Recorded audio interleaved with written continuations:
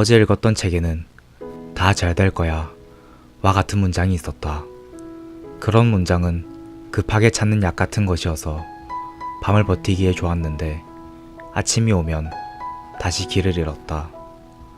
눈만 뜨면 머리 위로 추락하는 단어들 때문이었다. 운명, 상실, 고독처럼 형체 없는 낱말들이 나를 괴롭혔다.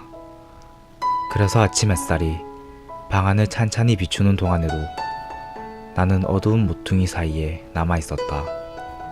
내 하루는 절망에서 더 절망적인 단어들 쪽으로 흘러가는 것이었으므로 어떤 빛에도 머무르지 못했다.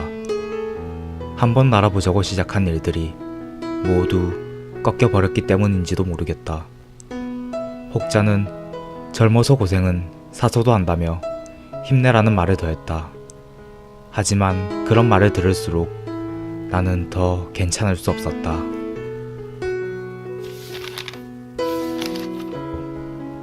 안녕의 온도가 잊혀지지 않습니다.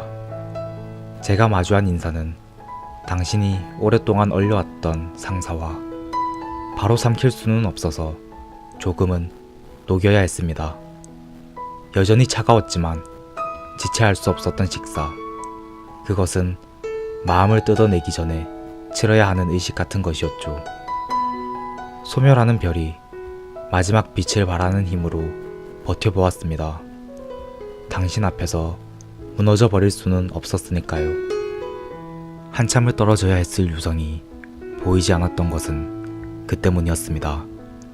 하지만 이미 그어져 버린 선, 그 선을 따라 뒤집히는 모래시계를 막을 수는 없었습니다.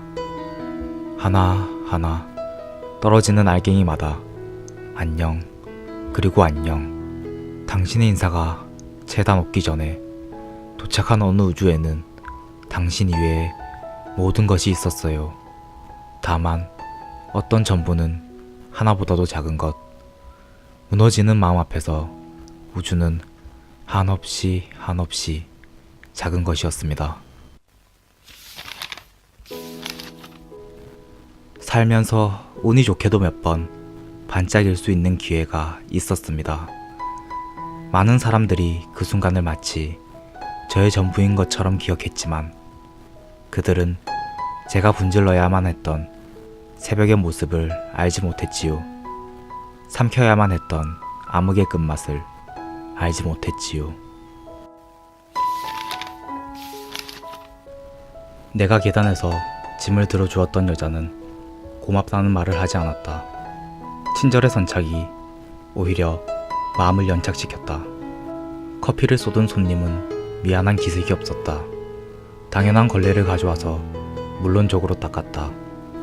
머리는 어깨 아래의 일을 모른 척 해야 했기에 기계의 삶은 아주 착할 수 있었다.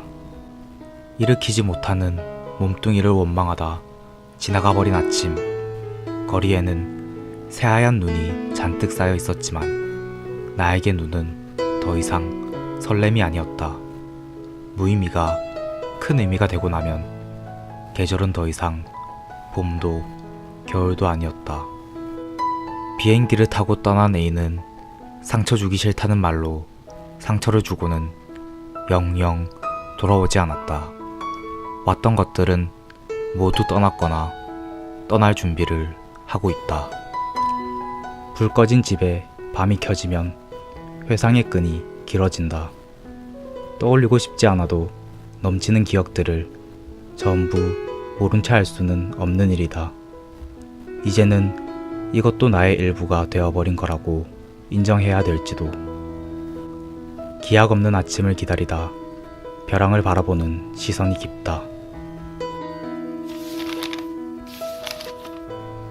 내가 10을 주어도 상대는 1이라고 느낄 수 있고 같은 10이어도 다른 사람은 그것을 100으로 받아들일 수도 있다.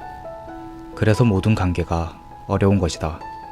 우리는 너무도 다른 온도에 살고 있다. 우리는 종종 표현을 감춘다. 끝내 하고 싶은 말을 못했다거나 지금 느끼는 감정을 잘 모르겠다거나 여러 가지 이유로 말이다. 어떤 이유로 표현을 유보했건 그 말들은 모두 곧장 무덤으로 간다. 그곳엔 아주 많은 단어들이 잠들어 있다.